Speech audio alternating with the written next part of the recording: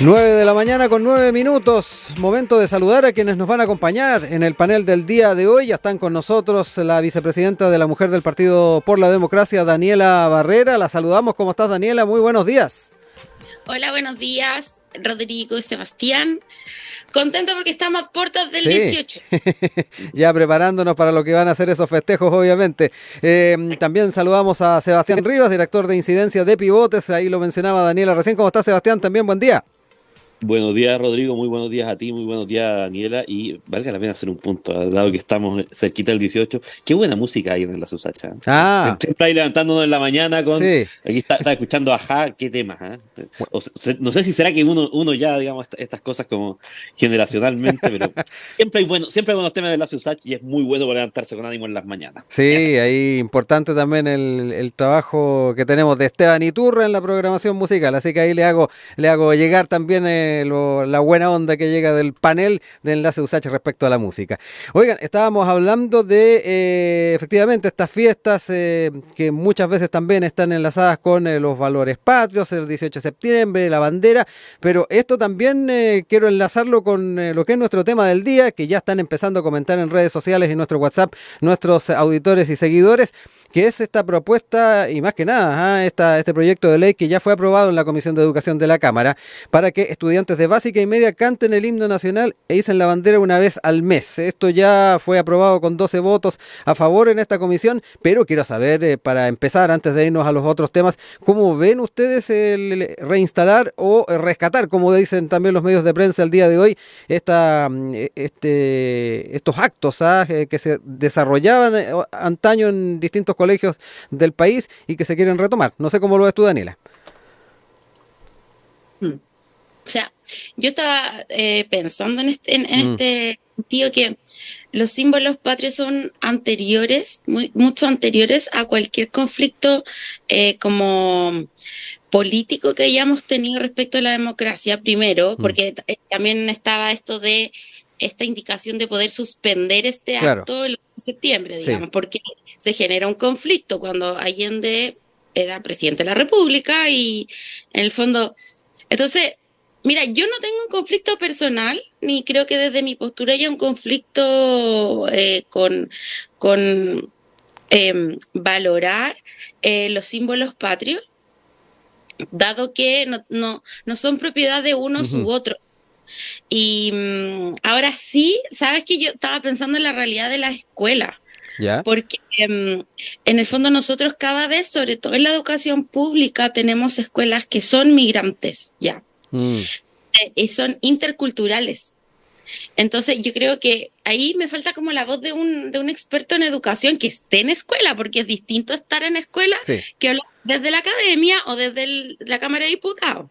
Es muy distinto. Entonces, yo creo que hace falta ahí como la voz de un experto en educación que nos pueda decir, oye, mira, podríamos hacer esto y además podemos incluir que cada mes, no sé, un alumno de otra nación nos muestre su canción, por ejemplo, Claro. porque ya no somos uniculturales en las escuelas.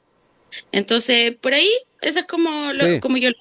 Buen punto el que plantea Daniela. De hecho, me da la impresión que hay algunas comunidades escolares que han incorporado ese tema multicultural para aquellos estudiantes que vienen de otros países, ¿ah? Pero muy bueno que se pueda también desarrollar un debate en esa línea. Sebastián, en tu caso, ¿cómo ves el poder avanzar en esta línea? Mira, sabes que yo lo estaba pensando, porque es de estos temas como donde yo siento que efectivamente, a ver, uno puede tener diferentes posturas. Yo estaba revisando ayer la votación de la Comisión de la Cámara de una cosa Sí. que me sorprendió, que la votación fue 12-1. 12-1, sí.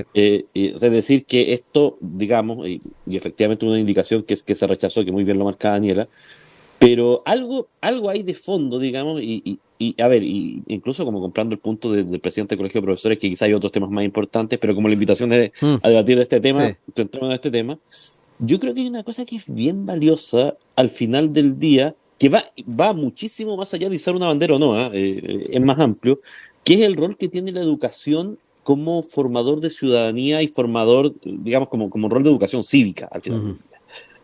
Y yo tiendo a pensar que esto se genera a partir de temas concretos, un currículum específico y esto es un tema que en particular, digamos, el sector que representa Daniel ha levantado hace muchos años, digamos, aquí no estoy descubriendo nada, en términos de tener un currículum fuerte de educación cívica, pero a mí también el hecho de que existan algunos actos, como por ejemplo que sea transversal a todos los colegios, que tenga un simbolismo, yo pensaba, digamos, algún motivo como para que esto me pareciera una mala idea, y no me parece particularmente una mala idea, de hecho lo contrario, me parece una buena idea, entre otras cosas porque uno va viendo, por ejemplo, que en otros países, en Argentina, el ritual de usar la bandera es algo típico, y de hecho hay como que lo vayan armando, y de alguna manera son pequeños signos que te van generando una cohesión. No es una solución mágica. Evidentemente, si tú me preguntas qué debieran estar votando, yo te diría probablemente hay muchos temas de urgencia educativa que hay que estar votando. Pero puesto en el debate, me parece que es un pequeño gesto que puede sumar, que no le veo necesariamente que reste, y que creo que en la medida que uno lo agrupe con otras cosas, digamos, puede ayudarnos también a tener un relato más común e instancias más comunes en un Chile que es sumamente segregado, digamos. O sea, tener un ritual que nos una a todos en algún minuto específico, me parece que puede ser interesante, fíjate, más allá, como te digo, de compartir todas las siguientes aprehensiones, pero llevado al debate del punto, me parece que puede ser algo que de alguna manera también nos ayude a empezar a remarcar el rol mucho más allá de aprendizajes académicos que puede tener una escuela y la formación de un colegio en la vida ciudadana de un país. Sí, ahí también, antes también de irnos al otro tema, y también les quiero instalar esa misma reflexión. A muchas generaciones se remontarán a la década del 80, donde estos actos se realizaban, y recordemos que en esa época, antes de la vuelta a la democracia, incluso se incorporaba la otra estrofa de la canción nacional. Yo creo que también aquí hay muchas inquietudes que genera a cierta generación el llevar adelante este tipo de actos, Daniela. Mira, es que sabes lo que yo pienso. Me tocó trabajar en la Municipalidad de Cerrillo con toda la escuela, viendo los planes educativos hace mucho tiempo. Y la realidad de la escuela, interior escuela, es muy distinta a la realidad del Senado, por eso digo, de la Cámara de Diputados o de lo que conversamos nosotros. Por ejemplo, los profesores, que yo me saco el sombrero por los profesores públicos, generan otros ambientes de aprendizaje. Por ejemplo, el día sábado yo estuve en la celebración de una escuela, también escuela subvencionada, y te digo, habían chicos bailando cueca, qué sé yo, tradicional, pero también toda la orquesta del colegio tocó la canción de Patricio Mans. Entonces, y es un trabajo, o sea, armonizar una orquesta en una escuela son por lo menos 6 meses, de donde tú les presentas al autor, le cuentas la historia, los instrumentos, los chicos se veían que estaban. Entonces, por eso yo te digo que a mí no me hace ruido para nada, no es como el tema del rodeo, por ejemplo, que ya ahí entramos en otro ámbito. Pero te digo, en la escuela yo creo que los profesores son capaces de dar un espacio al aprendizaje histórico también y decir, oye, vamos a izar la bandera, va a haber un pie de cueca, vamos a tocar a la Violeta Parra, la orquesta hoy día del colegio.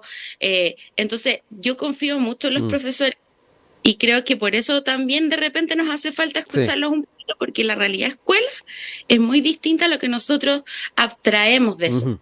Sí. Sebastián, para cerrar el tema, para después ir con lo otro que tenemos contemplado, ahí también te dejo la palabra para ir cerrando algunas ideas y también saber si encuentras también algo de sentido a lo que te establecía anteriormente. Mira, sí, o sea, a ver, efectivamente hay un tema de cómo uno se apropia de los símbolos patrios nacionales yo creo que tú tienes razón en ese punto, digamos. Ahora también, por ejemplo, claro, el punto es cómo nosotros como país hacemos un trabajo de simbolización en un espacio que nos puede unir a todos, porque tú tienes toda la razón, Rodrigo, no lo quiero invalidar. Sí. Para mí, por ejemplo, también cuando yo pienso en el himno, también yo pienso en cosas mucho más triviales y emocionantes. Por ejemplo, cuando la selección canta el himno, y es un minuto, y con la última parte que la canta a capela, y es un minuto donde es difícil como no sentirse convocado. Te lo planteo desde otra perspectiva totalmente distinto. En Nueva Zelanda, uno de los trabajos que se hizo a lo largo del tiempo y que todavía sigue para poder aglutinar una comunidad que era muy diversa y que incluía los temas también de los pueblos indígenas y todo fue el haka. Y el haka es un ritual, y es un ritual que hoy día se enseña en escuelas, que lo conoce toda la sociedad. Entonces, a mí me parece que hay algo interesante ahí. Como te digo, a ver, hay múltiples Sí, otras aristas que podríamos debatir largamente en términos sí. de oportunidad, de si es lo primero que tenemos. Generacional, como te decía Pero, también. claro, pero me parece que esto abre Mm, una interesante discusión de qué es mm, lo que nosotros ponemos en común mm. a todo nivel para construir con pequeños símbolos y probablemente grandes tareas también, un relato común de patria que nos una a todos, digamos. Sí. Yo creo que eso es muy interesante yo creo que es un proyecto muy interesante, no solo por lo que implica directamente, sino por los debates que abre, como lo Mm. muestra el hecho que estemos conversando de este tema Exacto. ahora en la mañana. Sí, y que están ya comentando ampliamente, como les decía, en nuestras redes sociales. Así que hacemos la invitación a que lo sigan haciendo en @Radio Usach Instagram y nuestro WhatsApp, el más 56926493001. Ahora sí, nos vamos a los temas propuestos y quedarnos con las aproximaciones que hicieron los expresidentes de la República en el marco de este encuentro de diálogo para construir el futuro, instancia generada por ICARE, donde abordaron el tema del proceso constitucional. Y de una u otra forma dieron cuenta de cierta preocupación respecto a los alcances que está teniendo. Por ejemplo, señalar que la expresidenta Michelle Bachelet señaló, entre otras cosas, que si el texto propuesto no implica avances sociales, voy a estar marchando por los derechos de todos y todas, ¿sabes? Es parte de lo dicho por ella. También importante lo que señaló el expresidente Sebastián Piñera. Él apeló a los acuerdos amplios y sólidos que van a permitir a Chile aprovechar en plenitud su potencial a la hora de pensar en lo que se viene de aquí en adelante. Ojo que también hizo ahí un guiño a el tema del cambio climático. Sabemos que en este mundo nuevo, el cambio climático significa tremendos desafíos y problemas, pero para Chile gigantescas oportunidades. Un tema que ha estado en el ojo del huracán también en la conversación dentro del Consejo Constitucional. También el expresidente Eduardo Frei Ruiz Tagle dijo: les pedimos a los convencionales que no desperdicien esta nueva oportunidad. Si esto pasa, no va a haber espacio para una nueva convención antes de que cambie el gobierno. Algunos de los alcances que hicieron los exmandatarios y que dan cuenta, por un lado, de la necesidad de tratar de salvar este proceso, pero además el tema de la preocupación, que de una u otra forma dejaron entrever. Daniela, ahí dimos varios datos respecto a lo cuales fueron los planteamientos de los exmandatarios, pero me interesa también saber cómo estás siguiendo tú estas declaraciones que se hicieron y cuánto pueden aportar también a buscar un horizonte común. Oye, yo quiero decir que todavía, esto es como un déjà vu, hablamos esta semana y sabes que no avanza mucho el tema, porque Mm. te lo digo porque el lunes tuvimos la primera mesa en el PPD con la nueva directiva, con el ¿Ya? senador Quintana, Ujú. y tuvimos al representante de la Comisión del Trabajo Constitucional, Juan José Ramírez, abogado, que es como la parte interna del partido que Ujú. siempre estuvo dialogando con los expertos. Entonces, pasa que los expertos entregan el texto, se presentan las enmiendas, no se respeta el texto hecho por los expertos, pero no se puede lograr divisar Mm. alguna posibilidad de consenso con el Partido Republicano. Mm. El Partido Republicano está muy cerrado en su enmienda y la labor que nos toca a los partidos políticos es, de hecho, ayer hubo una reunión de una comisión de la mesa del partido con Aldo Valle. Sí. Entonces, y nosotros nos decíamos, bueno, ¿y cuál es nuestra misión? ¿Qué podemos hacer respecto de las reivindicaciones que nosotros queremos incluir y sin las cuales estaríamos llamando a rechazar? Y era como hacer resonancia comunicacional.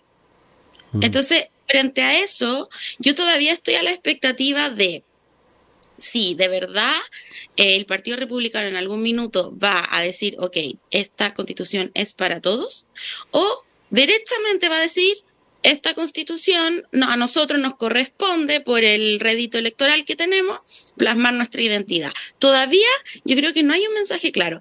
Hasta este acto de ICARE, que Sí. ayer en la segunda decía, esto no lo logra ni el presidente, Mm. esta foto, González Michel, Claro. compañera, la logra ICARE, los junta y ambos están de acuerdo. En el fondo sería terrible que en diciembre llamáramos a rechazar, en el fondo, digamos, la izquierda, porque ya hemos gastado tiempo, muchos recursos estatales, la gente está cansada.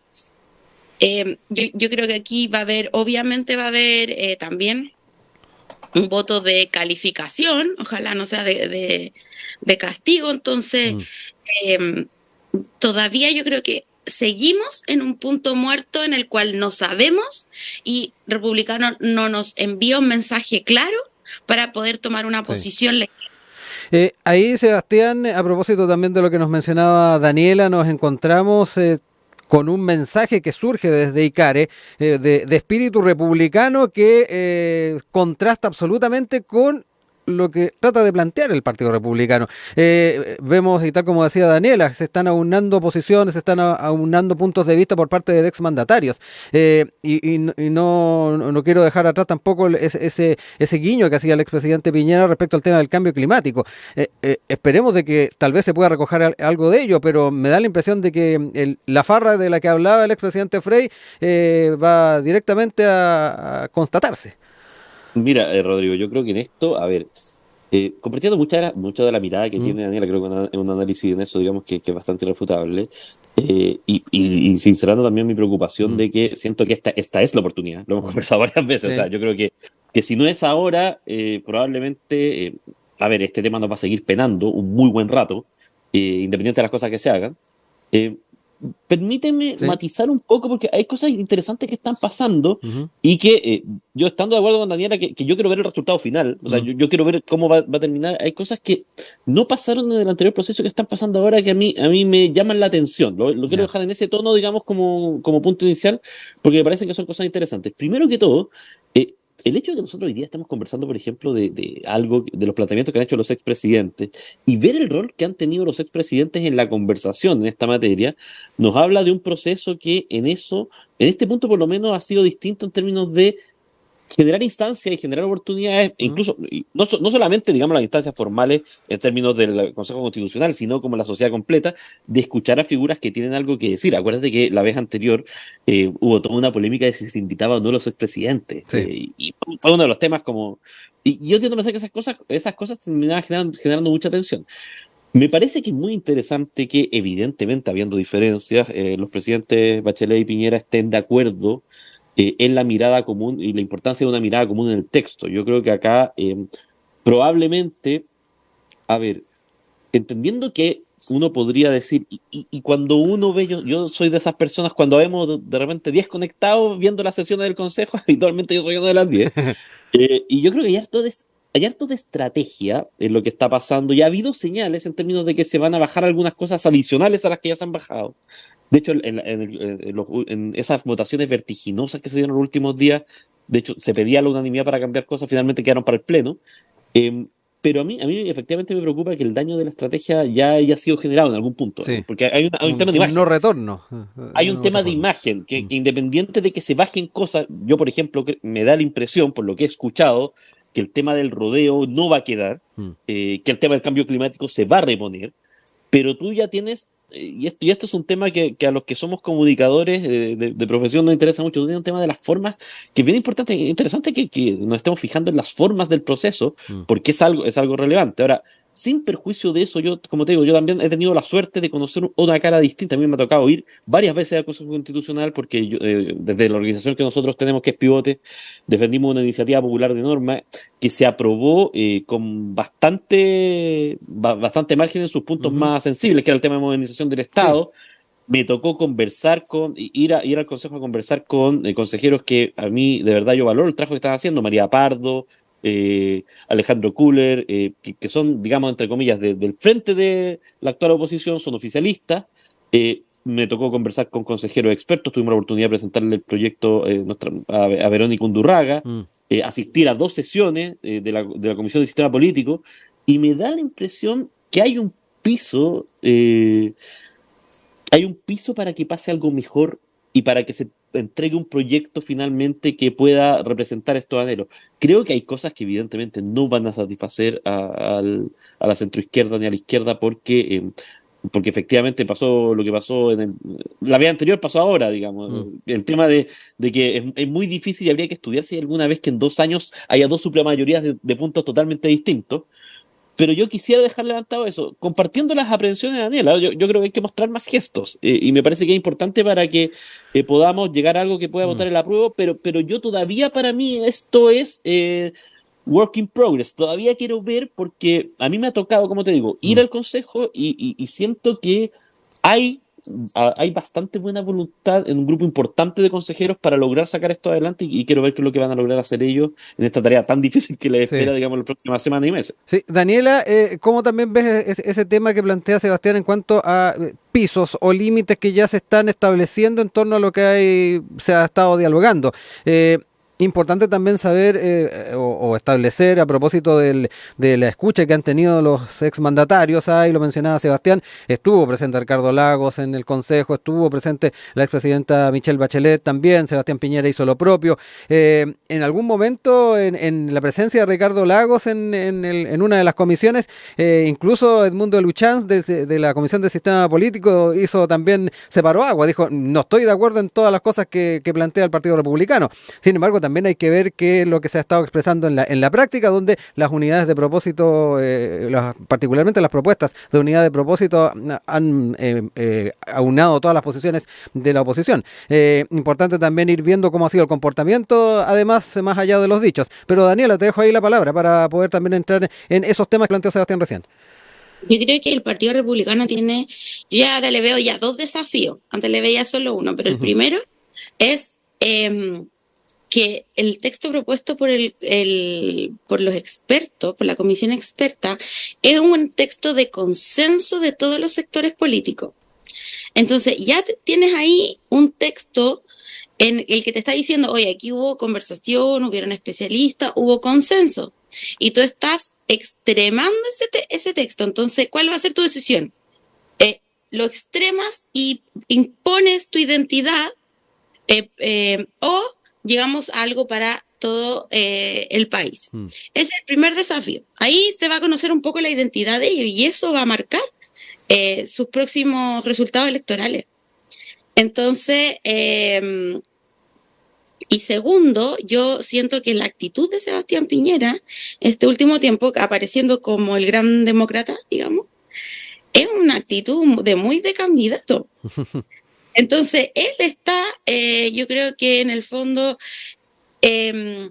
como estirando un poco el elástico, diciendo, oye, tenemos que sacar una constitución porque el país es lo más importante, cuando sabemos que Sebastián Piñera tuvo una gran participación cívica en la dictadura, y la familia, digamos. Entonces, pero ahora él es el gran demócrata, digamos. Se desconoce todo esto y yo creo que puede ser fácilmente un adversario muy fuerte para Kast. Entonces, se desdibuja este sueño de Kast, digamos. Si el Partido Republicano no logra ofrecer una solución de consenso al país. Entonces, a ver, y desde lo que nosotros... yo creo que el PPD al menos, o el sector de izquierda, estamos expectantes, más centro izquierda. Nosotros somos, como decía Quintana, un partido de frontera. A mí me gustó harto como el input que él usó en su declaración, porque nosotros estamos expectantes, pero sabemos que si hay ciertos límites que se sobrepasan, por ejemplo, ya ellos desistieron de la enmienda del aborto, por ejemplo, o sea, que dejaba el aborto en 3 causales inconstitucional, ¿ya? Pero sí no quieren avanzar en materia de paridad. Y eso es un tema, y eso se habla en nuestra mesa, no es un tema solo para mí, en mi rol de género, es un tema de partido, ¿ya? Entonces, estamos expectantes a ver, pero si en algún minuto vemos que esto no va acorde los ideales del progresismo que nosotros queremos encarnar, va a ser muy delicado. Va a ser muy delicado. Y además ellos van a tener este peligro de que Piñera se vea mucho mejor que Kast para las próximas elecciones. Sebastián, para ir cerrando también este tema. Mira, solamente una reflexión a partir de lo que dice Daniela, y al final es un tema como, a ver, yo ayer leía, hay un candidato estadounidense emblemático, hoy día senador, que es Mitt Romney. Mitt Romney fue el que postuló contra Barack Obama Sí. como el candidato de los republicanos en la segunda elección cuando Obama gana su segundo periodo. Mitt Romney ayer anunció que no va a repostular al Senado, que básicamente es como una especie de cierre de su vida política.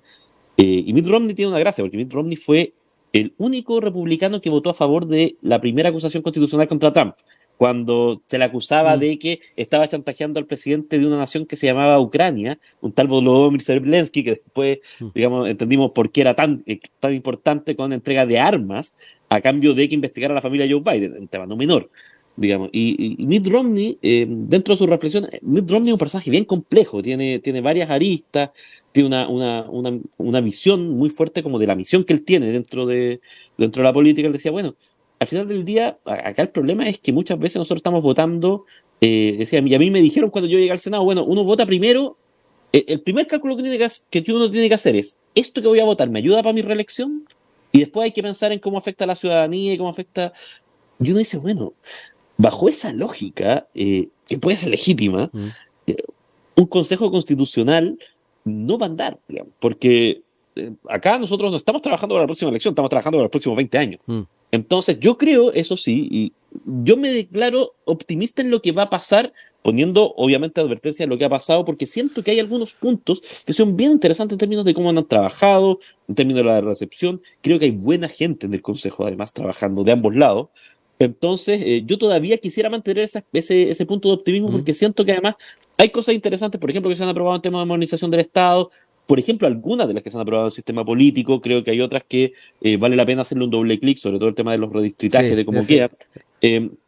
Pero me parece que hay algo de piso para llegar a esta parte de discusión del Pleno que es tan importante, y después a la pasada siguiente a los expertos, que nos podría abrir la esperanza de tener un texto que refleje de buena forma, digamos, lo que representa la sociedad chilena.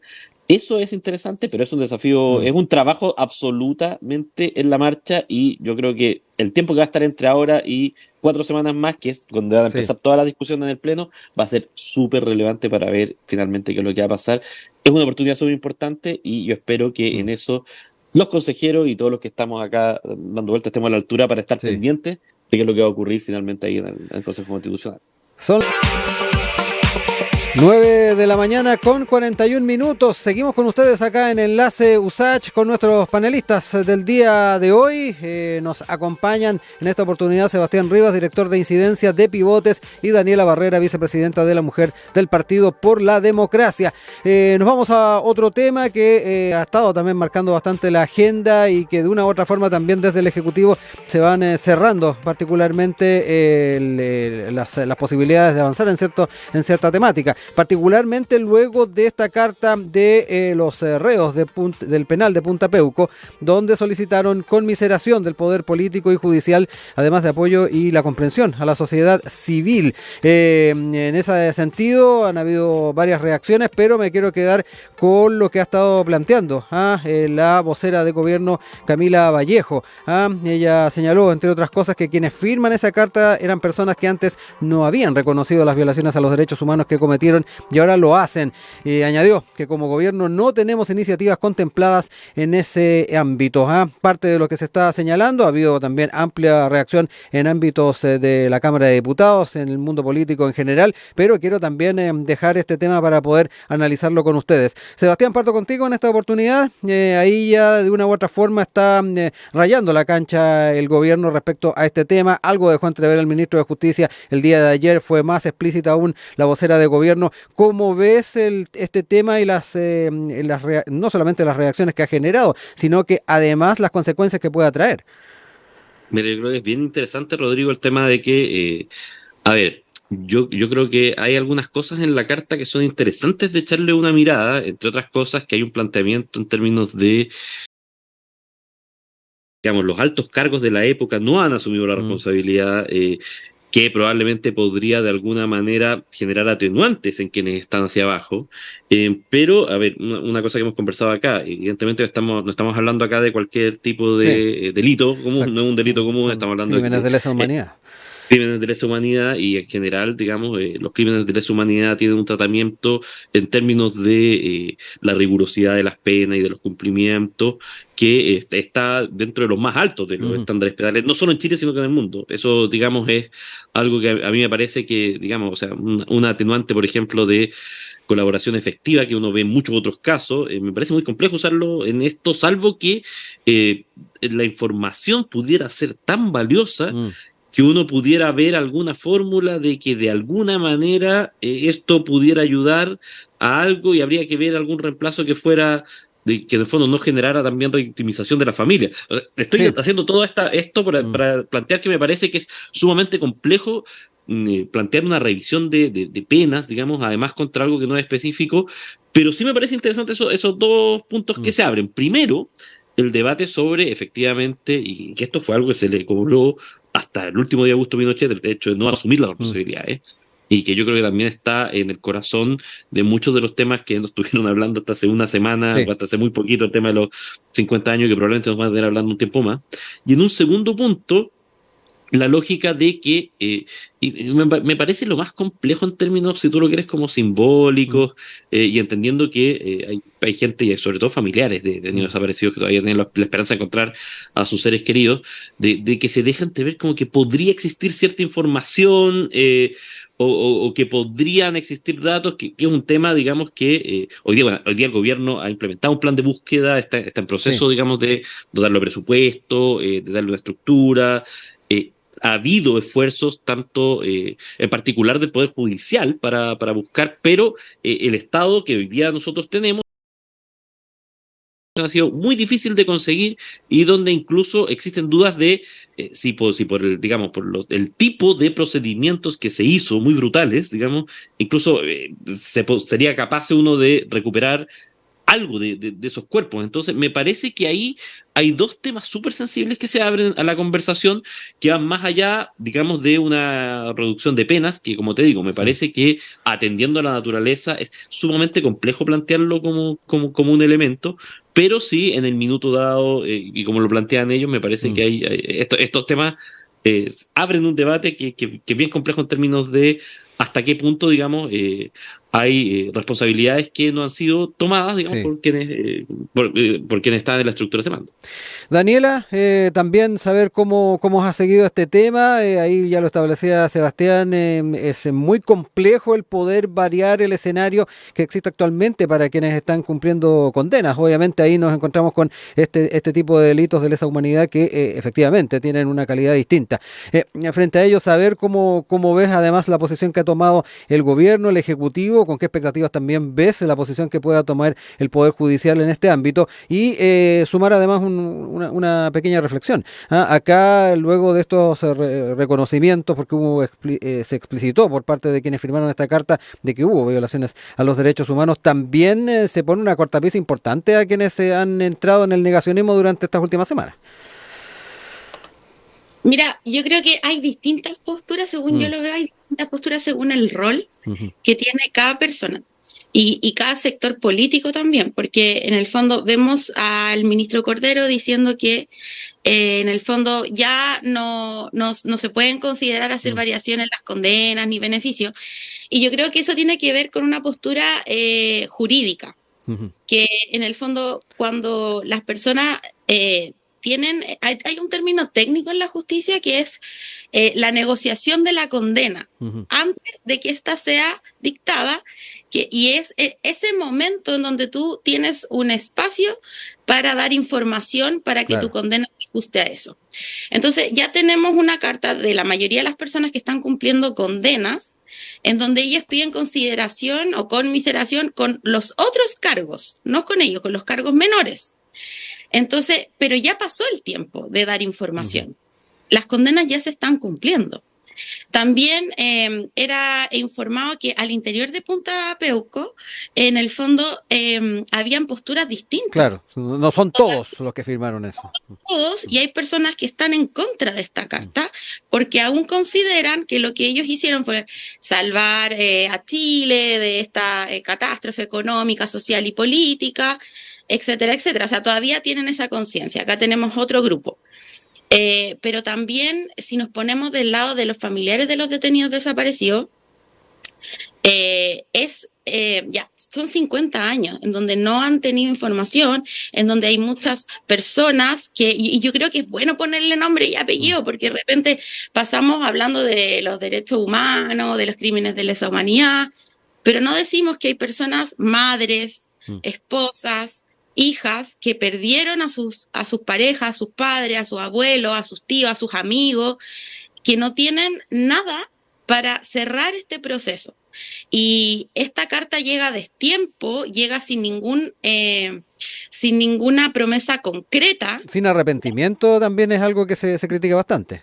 O sea, ellos dicen que reconocen un poco lo que ellos hicieron, que fue bajo un mandato, que tenían peligro de muerte, pero ahí todos podríamos entrar en una discusión que no tendría fin, que es decir, bueno, si a mí me dicen, me ponen una pistola en la cabeza el día de mañana para que yo torture, viole, mate a alguien, ¿lo voy a hacer sí o no?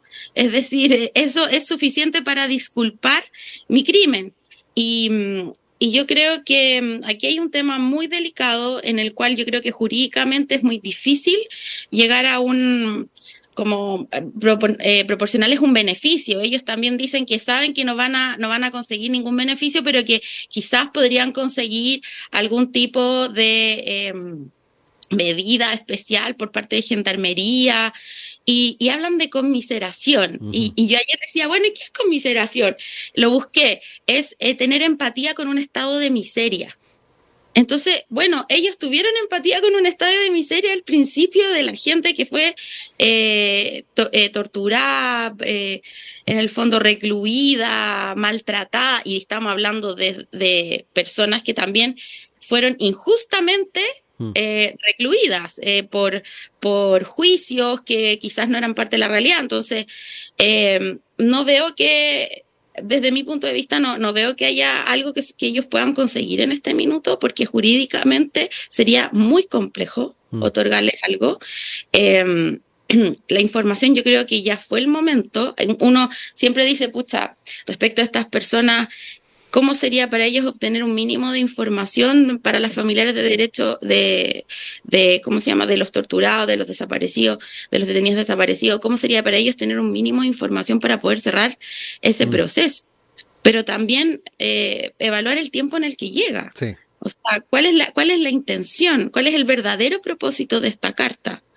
Yo creo que ahí eso no queda absolutamente claro. Ni hay un compromiso cierto ni real con las familias de los detenidos desaparecidos, que son la prioridad y debiesen ser la Para ir aprovechando el último tiempo que nos queda, te dejo ahí tiempo para cerrar ideas, comentar también lo que ha dicho Daniela y además sumar cuánto de este reconocimiento puede ser relevante a la hora de ir, como decía anteriormente, dejando ya de lado muchas de estas visiones negacionistas. Mira, me parece que efectivamente, a ver, yo creo que si la carta hace un aporte al debate, es ese, digamos, en términos de que hace un reconocimiento quizá incluso mucho más explícito de lo que hemos escuchado en estos días, y por lo tanto, digamos, en algún punto, me parece que además es un punto bastante indiscutible, digamos, o sea, hay informes que reflejan no solamente, digamos, que cómo se cometió, sino la profundidad y la brutalidad con la que se cometieron los diferentes crímenes. Entonces, me parece que eso es un tema, digamos, que es importante siempre tenerlo por delante, digamos, como reconocimiento para poder establecer una conversación.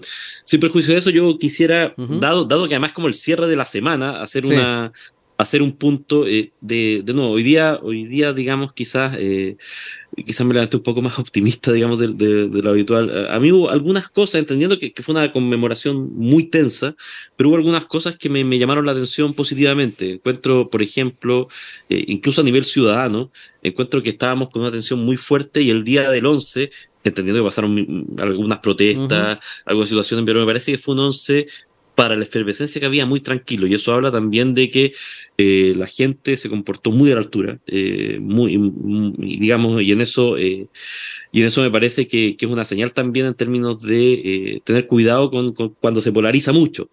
Me gustó mucho, más allá de la oportunidad, más allá de todo, me gustó mucho las declaraciones y el tono con que el presidente Boric destacó el gesto del presidente Piñera de firmar el compromiso de Santiago. Me parece que cuando uno reconoce a los adversarios como legítimos adversarios políticos y destaca ciertos puntos, va generando un proceso de construcción hacia, hacia un punto común. Y con todos los peros y todos los puntos que se puedan haber quedado fuera, me parece que es interesante el trabajo que se hizo en el Senado de concordar una declaración en términos de lo que significa esta conmemoración, más que por el contenido, por este proceso, digámoslo así, el proceso de ponerse de acuerdo, que es sumamente valioso, el proceso de reconocer diferencias, de ver cómo avanzamos. Daniela lo decía hace muy poquito, hoy día está de presidente del Partido por la Democracia, un senador que fue clave en lograr el acuerdo del 15 de noviembre, que de alguna manera fue la manera de salir adelante de la situación que estábamos contra el estallido, que fue Jaime Quintana. Yo creo que ese rol de conversar, ese rol de reconocernos en las diferencias, es súper importante tenerlo por delante siempre, porque es finalmente la manera de asegurarnos de forma estructural que estemos más lejos de repetir cualquiera de las cosas que nos terminó llevando al golpe de 1973, que por supuesto, y eso lo decía Jaime Dolores hace unos días, digamos, uno quizás puede teorizar en lo abstracto, pero en la práctica, digamos, sabiendo lo que ocurrió, no hay forma de justificar el golpe mismo tampoco. Daniela, para cerrar el panel del día de hoy, ahí también te dejo la palabra. Coincido con Sebastián en que el ambiente de esta conmemoración del 11 fue distinto. Yo estuve en muchos eventos. Me gustaría destacar el evento del día domingo en la noche de las mujeres. Sí. Que no es un evento violento, sino que tiene que ver con conmemorar y conectar un momento con todos los muertos que hubieron en La Moneda, y se vive un ambiente súper estremecedor. Fui a la romería de Salvador Allende, se vive un ambiente estremecedor también, mucho respeto. Por ahí Macaya decía, es que le están haciendo un reconocimiento a Allende, y sí, le están haciendo un reconocimiento por su labor. Y la izquierda ya ha hecho autocrítica. El mismo Vitar, que da todo su relato de cómo fue su reclusión de un año en Isla Dawson, en varios programas que salió, él hace una autocrítica. Dice que ellos tuvieron errores políticos, errores sociales, que no estimaron la envergadura de la intervención de Estados Unidos, que venía desde el periodo de Frei Montalva. Entonces, la izquierda ya ha hecho su autocrítica mucho, su autocrítica política. Y yo creo que la intención de esta conmemoración y el reconocimiento tiene que ver con también brindarle respeto. Nosotros eso decíamos, por ejemplo, incluso nuestro arreglo floral que dejamos, dice, en el fondo, presentamos nuestros respetos. Que hubieron errores, los hubieron, y de todos los sectores, porque para llegar a lo que llegamos es porque los políticos no lo hicimos bien en ese momento, no lo hicieron bien, y ahora tenemos que hacerlo bien.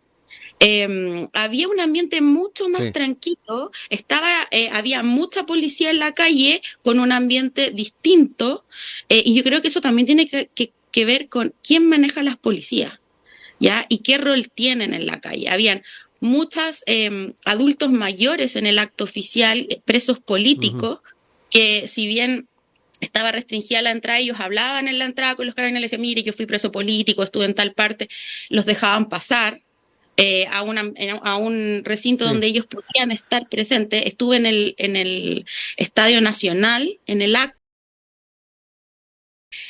¿Por qué lo señalo? Porque ¿qué es lo que se muestra en la prensa? Se muestra al grupo de 10 personas que apedrearon La Moneda, que no sabemos de dónde eran, porque en la romería de los detenidos desaparecidos, yo no creo que las personas que estén conmemorando sus muertos estén en actitud ni en disposición de tirar piedra. Entonces, ¿de dónde son ellos? ¿Y qué están haciendo? ¿Y por qué están ahí? Eso también tenemos que preguntarnos ese punto. Y yo creo que para cerrar, para mí es muy importante que avance de manera concreta y no solo en gestos políticos ni en discursivos, que avance el plan de búsqueda, que las familias puedan tener algo, un avance, información, que se busque a las personas. para poder nosotros avanzar, porque Chile tiene que avanzar. Y ya lo ha dicho el senador Quintana, tenemos mucho que hacer. Tenemos en materia energética, en materia medioambiental, Chile es un país rico y tiene que crecer. Y si nosotros no somos capaces de dar un cierre a este proceso doloroso para toda nuestra historia, no vamos a poder hacerlo de forma efectiva. Uh-huh. Bueno, no me queda más que agradecerle, Sebastián, Daniela, por habernos acompañado en el panel del día de hoy. Estamos atentos a poder reencontrarnos con ustedes más adelante para seguir tratando los temas de actualidad y escuchando la buena música que ahí Sebastián también le gustó y que en una de esas fue lo que lo tuvo optimista esta mañana. Puede ser. Un gusto hablar con Daniela y contigo hoy día, Rodrigo. Chao, Daniela, chao, Sebastián, que estén muy bien. Gracias, que estén muy bien.